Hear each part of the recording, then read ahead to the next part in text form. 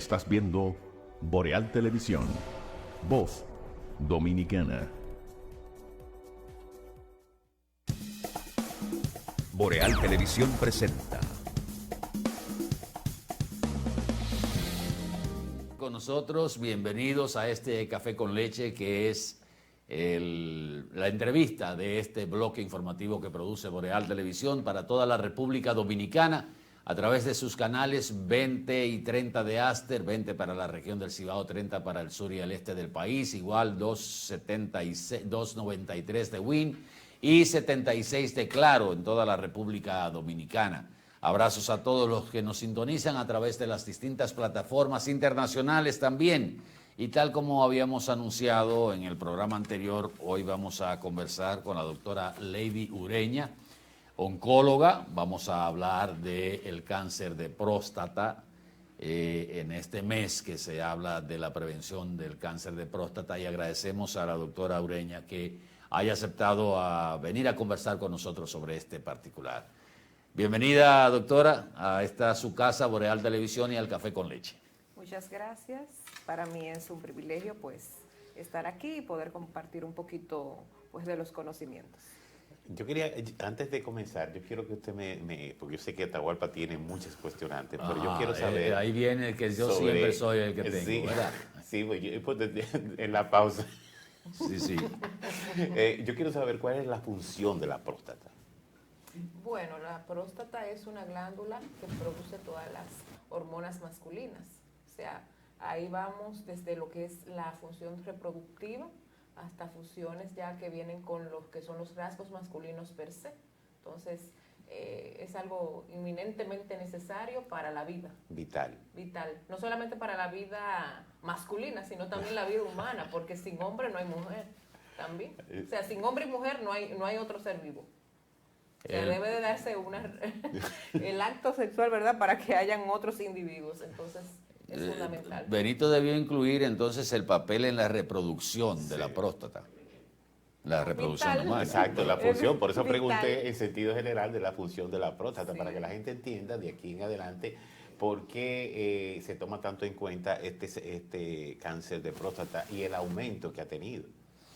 Ciertamente hay algunas estadísticas que comprueben que hay un aumento de la presencia del cáncer de próstata, y hasta dónde llegan esas estadísticas que sean creíbles. Sí, a nivel mundial sí hay mucha información sobre este crecimiento, sobre el cáncer de próstata, sobre el aumento de su incidencia, y son fuentes generalmente muy creíbles. Ya a nivel nacional, tenemos el problema de que muchas veces no se tiene un registro de tumores, vamos a decir, tan certero a nivel nacional. Sin embargo, sí es una realidad que el cáncer de próstata ha aumentado, pero esto puede ser varios factores que hay ahí, entre ellos incluso que el hombre llega a una edad más longeva. Ese es uno de los factores más importantes. O sea, antes las personas morían más jóvenes. Sí. Hoy en día las personas tienen una mayor probabilidad de morir a una larga edad, y entonces con eso también conlleva lo que es el cáncer de próstata, porque un factor de riesgo inminente es la edad para este tipo de cáncer. ¿Hasta dónde influye la edad para que un cáncer de próstata sea más agresivo en términos biológicos? O sea, ¿es más agresivo cuando se llega a una edad más avanzada, o es más agresivo cuando se detecta en una persona relativamente joven? Bueno, fíjese, no tiene que ver con la longevidad. O sea, porque se diagnostique en un paciente más viejo, no quiere decir que este cáncer vaya a ser más agresivo. Ahora bien, cuando se detecta en hombres más jóvenes, se ha visto que por alguna razón, muy probablemente genética, estos tumores se tienden a comportar de una forma más agresiva. O sea, que el cáncer de próstata en un paciente joven tiende a ser más agresivo que en un paciente mayor. Cuando hablamos de juventud, estamos hablando de 45, 50, exacto.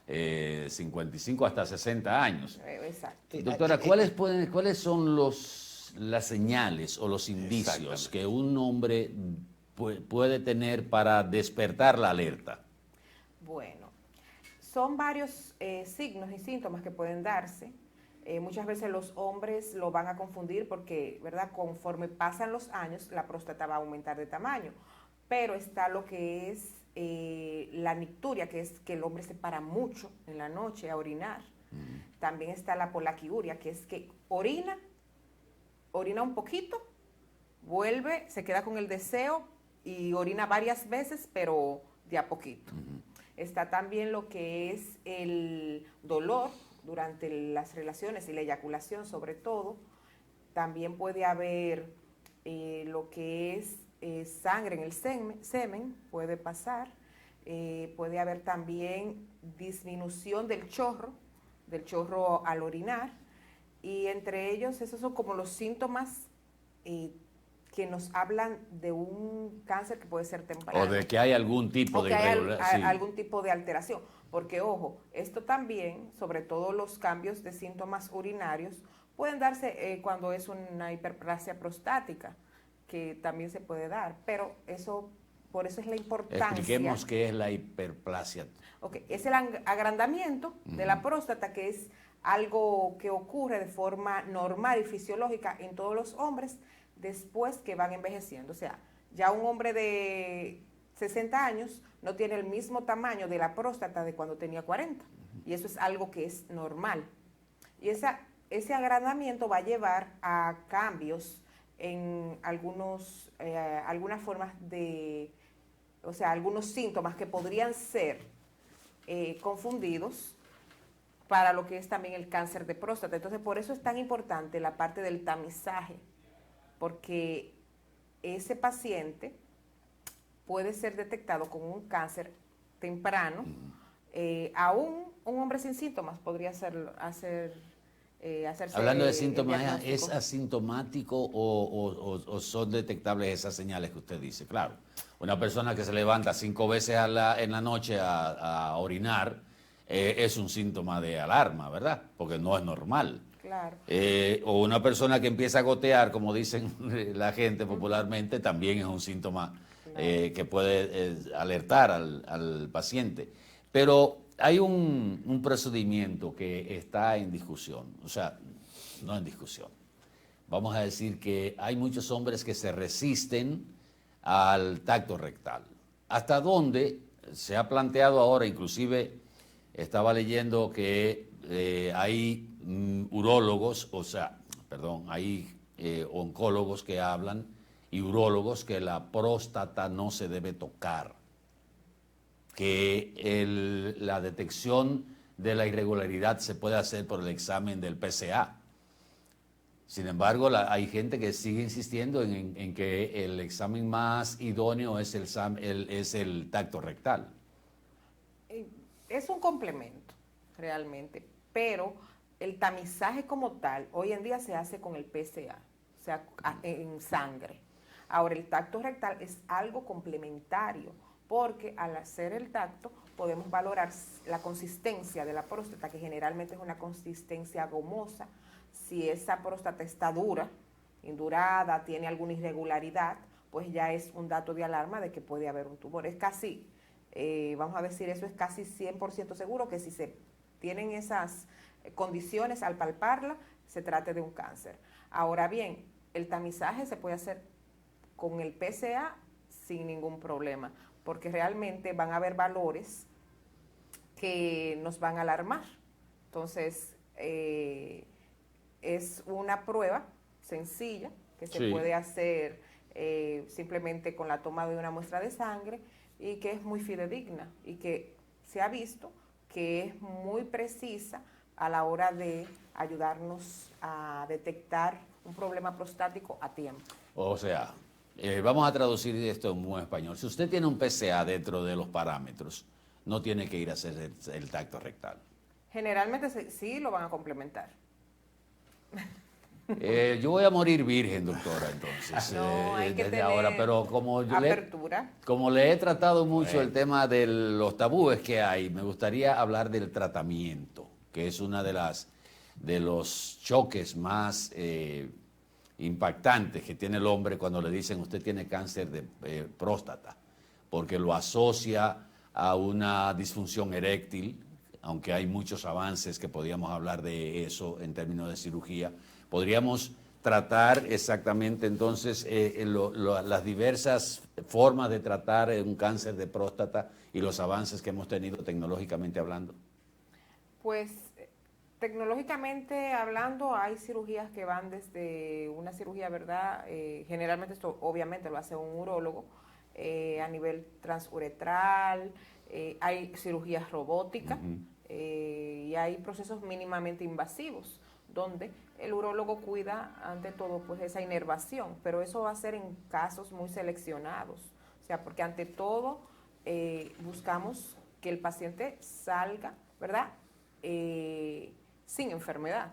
O sea, no logramos nada con conservar una función y que el paciente salga con riesgo de que esa enfermedad regrese o riesgo de que quede ahí enfermedad. A nivel pues ya de los tratamientos sistémicos, pues sí, los tratamientos son a base de una deprivación hormonal, entonces sí van a conllevar lo que es disfunción a nivel eréctil y demás. Y en el caso, por ejemplo, perdóname Benito ya para darte entrada, mucha gente tiene cierta resistencia cuando le hablan de una quimioterapia. Se ha avanzado mucho, creo que esa es la especialidad suya, el tratamiento oncológico. Ya cuando detectamos, cuando ya es una realidad que hay la presencia de cáncer en la próstata, ¿qué hemos tenido, qué hemos avanzado en términos de los tratamientos directos, como la quimio, la radio? ¿Qué tenemos en República Dominicana y sobre todo en Santiago? Bueno, con respecto a los avances en el tratamiento sistémico, pues tenemos lo que son, sí, la deprivación de hormonas, tenemos también las quimios y sí hay algunas terapias que llamamos terapias blanco, que se dan en algunos pacientes que tienen algunas situaciones puntuales, principalmente mutaciones genéticas y demás, que pueden recibir un tipo de tratamiento específico. A veces aquí lo que viene más es lo del acceso. Lo del acceso. Sí, el acceso por el costo, porque a veces son medicamentos muy costosos, pero de que existen, existen. ¿Lo cubre la Seguridad Social? No. Ningún tratamiento, pero veo que las ARS tienen un capítulo, creo que son 2 millones de pesos, si no lo han aumentado, para tratamiento que se le llama enfermedades catastróficas. O sea, sí cubren gran parte del tratamiento, o sea, pero por ejemplo, me refiero a la última terapia que mencioné, que es un tratamiento que va puntual o sea, va de manera puntual a esa mutación. Ese no está... Ese es el último avance. Es de los últimos, hay varios, pero ese es de los últimos. Pero, por ejemplo, lo que es la terapia de deprivación androgénica, las quimioterapias, la radioterapia, todo eso sí lo cubre la Seguridad Social. O sea, ahí no hay ningún tipo de problema. ¿Se ha actualizado la lista de medicamentos y tratamientos desde la ARS con el tema oncológico? ¿O qué tiempo hace que la lista permanece cerrada? Bueno, la verdad que si le digo que tengo el dato preciso le estaría mintiendo, pero cada cierto tiempo se hacen... Porque usted me dice, esto no lo cubre, esta terapia hormonal o lo que sea no lo está cubriendo, o sea, sí, hay una falta de actualización ahí. Claro, pero muchas veces es por... no es porque ellos no sepan que existe, sino porque... es una cuestión de beneficio económico y de lo otro, usted ve. Es esa parte ahí, o sea, qué cantidad de pacientes sí van a beneficiarse de esto y pues algunos conflictos ahí que ya entran. Negocios, diga Benito. La doctora dijo que por el aumento en la edad de las personas, anteriormente los hombres, y tanto los hombres como las mujeres, morían a una cierta edad. Y debido al aumento en la edad de que mueren los hombres, ahora se habla de 70 años, 72, algo así. Usted dice que... No, esas son las expectativas de vida que hay en República Dominicana. Exactamente. Entonces, usted dice que por eso hay un aumento de cáncer de próstata. Entonces, viniendo de eso que usted dijo, significa que todo hombre a qué edad debe comenzar a hacerse las pruebas o los exámenes de la próstata. Sí. Eso va a depender. Las guías internacionales dicen que debería de ser entre los 45 y 50 años, pero eso es para un hombre sano, sin factores de riesgo, porque existen factores de riesgo. Entonces, en el caso, por ejemplo, del hombre dominicano, nosotros somos negros y ya ese es un factor de riesgo para cáncer de próstata. Entonces, mi recomendación es que sea a partir de los 40 años. Sería como para mí el corte ideal. Ahora, si es una persona que no tiene ningún factor de riesgo, 45 o 50 años en adelante. Si hay un familiar que ya tuvo cáncer de próstata, lo tuvo joven. Es hereditario entonces también. Sí, puede ser hereditario. No es la mayor cantidad de los casos, el porcentaje no es tan alto, pero sí existe. De hecho, las mutaciones que comenté pueden llegar a ser incluso mutaciones que están totalmente relacionadas a la parte hereditaria. Entonces, esos pacientes que ya han tenido un familiar, por ejemplo, que a los 45 tuvo un cáncer de próstata, pues entonces hay un familiar de primera generación, o sea, un hijo, un hermano, un padre, bueno, ya el padre no, pero un hijo, un hermano podría empezar su tamizaje antes de los 40, porque ya fue una edad muy, muy temprana para haberse diagnosticado con un cáncer de próstata. Entonces, ahí sí puede ser que haya un componente familiar. Hay casos en que antes de los 40 han habido personas con cáncer de próstata. No es lo común, pero puede existir, sí. O sea, no es lo común. Tendría que haber un factor genético muy importante. Eso es como el cáncer de mama, o sea, no esperaríamos, pero ya hoy en día hay jovencitas de 18, 19 años con cáncer de mama. Entiendo. Hablando de lo que pueda hacer el cáncer de próstata, hábleme de la mortalidad en el cáncer de próstata. Bueno, mire, a nivel mundial, la mortalidad del cáncer de próstata, si se detecta en una etapa temprana, a los 5 años, el 97% de esos pacientes va a estar vivo. Porque en la mayor parte de los países desarrollados hay una detección temprana de este tipo de cáncer. O sea, el paciente se cura y a los 5 años está vivo. Bien. Aquí, pues, un gran porcentaje de los pacientes llega ya en una etapa más avanzada y gracias a muchas terapias que se han desarrollado, y es así, o sea, como le digo, todas las que son de deprivación androgénica, hormonales, gracias a Dios, las ARS la cubren. Los pacientes, pues, aún en etapas avanzadas, tienen una buena sobrevida. Obviamente, van a depender de varios factores, entre ellos la respuesta del mismo paciente y del tipo de tumor que tan agresivo sea, pero sí hay un porcentaje de pacientes que aún en etapas avanzadas tienen un pronóstico de vida bueno. Todo también va a depender de otros factores, porque si es un paciente, por ejemplo, de 60 años que no tiene grandes comorbilidades, puede incluso curarse y morir de otra cosa. Incluso tengo pacientes, por ejemplo, que ya son de 70, 70 y tantos, incluso 80 años, que están en muy buenas condiciones, pero que a pesar de tener una enfermedad avanzada, van a morir de otra cosa muy probablemente y no del cáncer de próstata, porque llevan su tratamiento, el tratamiento lo han tolerado adecuadamente y sí. O sea que no necesariamente el cáncer, esa palabra tan terrible que le dicen o no, es mortal. ¿Cuál es la tasa de letalidad o de mortalidad del cáncer de próstata? Si hay algún tipo de estadística aquí. Estadísticas así que yo maneje aquí no. Pero podría decir que, extrapolándome a los pacientes que veo bastante próstata, pues un 10% de los casos así que llegan como en una etapa avanzada, porque eso tiene mucho que ver. No dan chance como a nada. Pero la mayoría de los pacientes que llegan sí pueden tener una vida digna, con una buena calidad de vida con los tratamientos. Ahora, lo ideal es que ese paciente sea curado y por eso es que se hace mucho énfasis en el tamizaje. Cuando se habla de calidad de vida, es una una frase que se utiliza mucho con el paciente de cáncer, porque muchas veces se descubre el problema cuando ya está muy avanzado y entonces se habla, bueno, de que está tan avanzado de que es difícil que se produzca un regreso y hablamos de calidad de vida. La gente siempre tiene la aprensión de querer hacer más, y lo digo por experiencia propia. Y queda esa sensación y esa duda de si se puede dar el tratamiento de quimioterapia, hasta dónde es recomendable una quimioterapia en términos de edad. No, para edad, la edad no es un factor.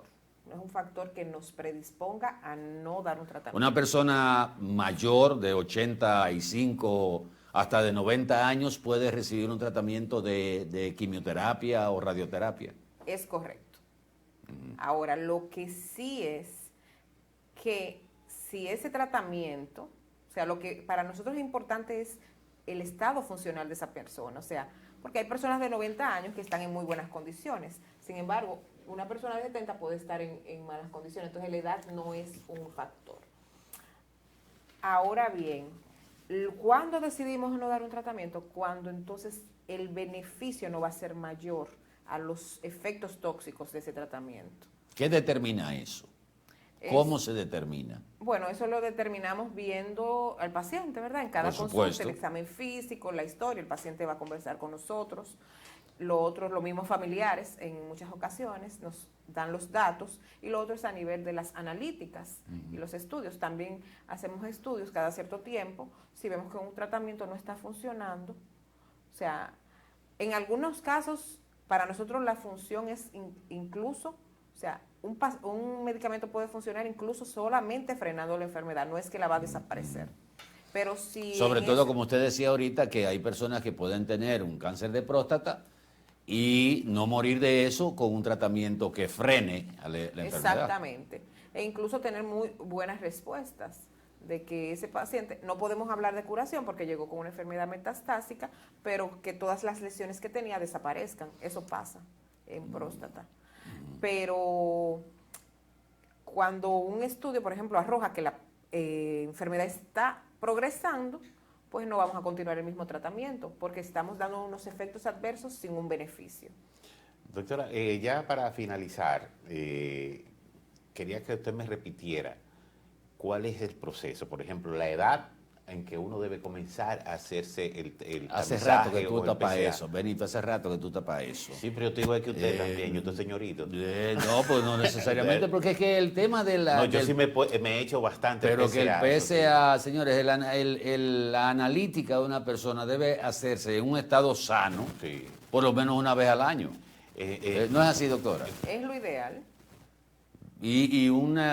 Usted va a un doctor de su confianza y le dice, mire, yo quiero hacerme una analítica de todo lo que se hace en sangre. Ahí le hacen el CA, le hacen el PSA libre, el PSA total, todo, y usted determina si hay algunos parámetros que han cambiado. Eso, pero la gente espera estar enferma para ir al médico. Sí, claro. Entonces, volviendo, me gustaría que usted repitiera lo del tamizaje o el PSA y también la edad de que las personas deben comenzar a hacerse eso y también cuándo comienza uno a notar que hay un cambio. Ya lo dijo. Sí, yo sé, pero estoy pidiendo que lo repita para las personas que los están viendo ahora. Sí. Pues mire, el tamizaje en un paciente sano, sin ningún tipo, el tamizaje siempre va a ser en un paciente sano, porque es el objetivo, que detectar enfermedades tempranas en un paciente que no tiene síntomas. En la población en general que no tiene factores de riesgo sería a partir de los 45 años. Si existen factores de riesgo, a partir de los 40. En el hombre dominicano yo digo que todos tenemos el negro atrás de la oreja, o sea, aquí no hay blancos puros. Si hay blancos puros son muy Pero pocos. como que eso desmiente que el negro es más resistente a las enfermedades, no se sabe No, por o qué. sea, eso se ha estudiado. La raza afrodescendiente, ser afrodescendiente es un factor de riesgo para cáncer de próstata. ¿Por qué los vecinos de allá al lado como que no presentan nada de eso? Que uno sepa, ¿verdad? Exacto, a veces ahí hay que ver más un trasfondo Ajá. de si no le hacen caso a la enfermedad y mueren y no se sabe de qué, porque eso puede pasar también. Doctora, en Santiago de los Caballeros, Tenemos las instalaciones, tenemos profesionales, ni se diga, porque aquí hay muy buenos oncólogos, comenzando por usted y hablando de la doctora Naldi, hablando de Gutiérrez, hablando de una pléyade de médicos que han hecho especialidades, pero tenemos aquí las instalaciones tanto avanzadas tecnológicamente como suficientes para la cantidad de pacientes que se detectan con cáncer de próstata. Pues hasta el momento sí, tenemos las instalaciones necesarias. Actualmente se cuentan con los tratamientos del lugar hasta el momento, salvo algunas excepciones de terapias blanco, como le dije, o inmunoterapia, que ya eso son cosas que por alto costo, que se manejan o por alto costo. ¿Cuáles son esas terapias que usted está planteando? Hay una que ¿En se qué llama- consisten? La que le dije que va directamente a mutaciones, que por ejemplo una se llama Olaparib, es un medicamento que va directamente a una mutación del BRCA, que también se da en mama. Y cuando esta mutación es muy probable que sea de orden genético y probablemente hereditario. Ya. También lo otro que le llamamos inmunoterapia, pues son las famosas inmunoterapias que en próstata no se usan tanto, pero que también el acceso en general para cáncer es limitado por el costo, porque eso sí no lo contemplan o sea, algunas ARS que tienen quizás cobertura complementaria, que esto, que lo otro, ahí sí, pero un seguro básico no va a suplir estas necesidades. Usted, perdón, sí, continúe. Y sí, contamos con todo, o sea, sí, con los medios de detección, con los medios de tapificación, el manejo, el seguimiento, tenemos todo. O sea, usted dice, no hay que salir del país para tratar un cáncer de próstata. No. Bueno, si usted tiene No. posibilidad, va, ¿verdad? Pero yo le voy a hacer una preguntita que puede interesar a gente de escasos recursos. Se le detecta un cáncer de próstata, como en cualquier otro lado, pero estamos tratando el cáncer de próstata. ¿Hay alguna fundación, algún patronato? Ya sabemos que existe el patronato del cáncer aquí y del voluntariado Jesús con los niños, que también trata a niños afectados de cáncer, pero ¿cuáles son los pasos que usted conoce que se puede dar para una persona de escasos recursos a tener acceso y que por supuesto no tiene una cobertura de la ARS suficiente? ¿Qué puede hacer? Bueno, lo primero es que este paciente muy probablemente va a venir o de un hospital o de una institución como una UNAP o algo así. Entonces, lo primero es que hagan el referimiento, puede ser el referimiento al Instituto Oncológico, donde realmente, pues, allá, o sea... ¿Hay algún protocolo que se pueda determinar? Por ejemplo, esta persona no tiene los recursos para el tratamiento. Lo que me refiero, ¿hay algún acápite de salud pública que pueda cubrirlo? Bueno, de salud pública... Que no sea como tal, que no sea un enllavismo político, por supuesto. No, claro. En salud pública como tal, pues sería vía los hospitales, ¿verdad? De tercer nivel y demás.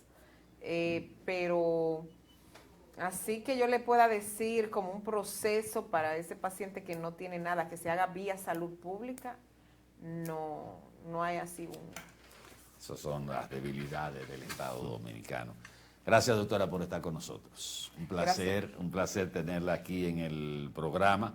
Esperamos que no se nos haya quedado algo que usted quiera resaltar sobre el proceso de tratamiento y recuperación de los pacientes con cáncer de próstata. Y su recomendación final. Okay. Siempre van a quedarse muchas cosas por decir, pero lo más importante es que el paciente sepa el hombre sepa que el cáncer de próstata es una enfermedad que no es prevenible, pero sí es detectable temprano en caso de que se haga un tamizaje adecuado.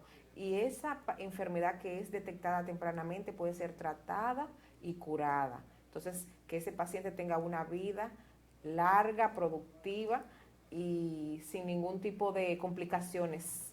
Entonces, hay que priorizarse como bien dijeron ustedes, hay pruebas que son en sangre, entonces no hay que tener dejadez, porque ya eso sería como dejadez y falta de amor propio. O sea, primero tú tienes que procurar tu salud para que puedas ser productivo y puedas darle a los demás pues tu amor, tu servicio y lo que tengas que dar. Y si a usted le han detectado desgraciadamente un cáncer, piense que la vida no termina ahí, que hay muchas oportunidades todavía, ¿verdad? Sí. Y hay muchos avances en términos de tratamiento que se pueden aplicar. Ya de hecho hablar de cáncer de próstata es verdad, en mi experiencia personal es hablar en la mayor parte de los casos de una enfermedad crónica. Eso es lo que se anda buscando. Curable también. Curable sí, en el caso de enfermedades tempranas, pero incluso en enfermedades avanzadas, incluso llegar a que esto sea una enfermedad crónica, o sea, que no sea, cuando me refiero a crónica es como la hipertensión, la diabetes, que no es que no tienes la enfermedad, pero con los cuidados del lugar, con la vida saludable y con todas las cosas que puedas hacer por ti mismo, puedas tener una vida larga, con una calidad de vida buena y no morir incluso de eso. Ya. Muchas gracias a la doctora Lady Ureña, oncóloga, que ha estado con nosotros en este Café con Leche de Boreal Televisión. A ustedes, amigos, gracias. Inclusive, doctora, mire, la quieren mucho aquí porque le dieron 12 minutos más de los reglamentarios. Gracias. Feliz resto del día, queridos amigos, y que este sea productivo con la bendición de Dios. Benito Cruz, Atahualpa Ramírez, la dirección técnica de Heriberto Díaz y el ingeniero Cuqui Ramírez. Todo el equipo de Boreal Televisión, les esperamos mañana temprano, mañana Boreal y luego en este Café con Leche. Hasta entonces.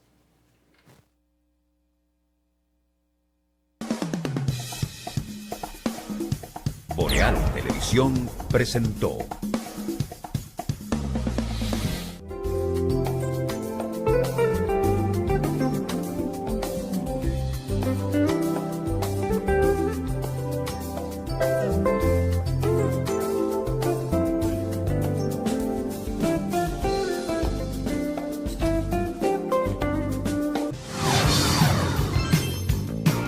Estás viendo Boreal Televisión, voz dominicana.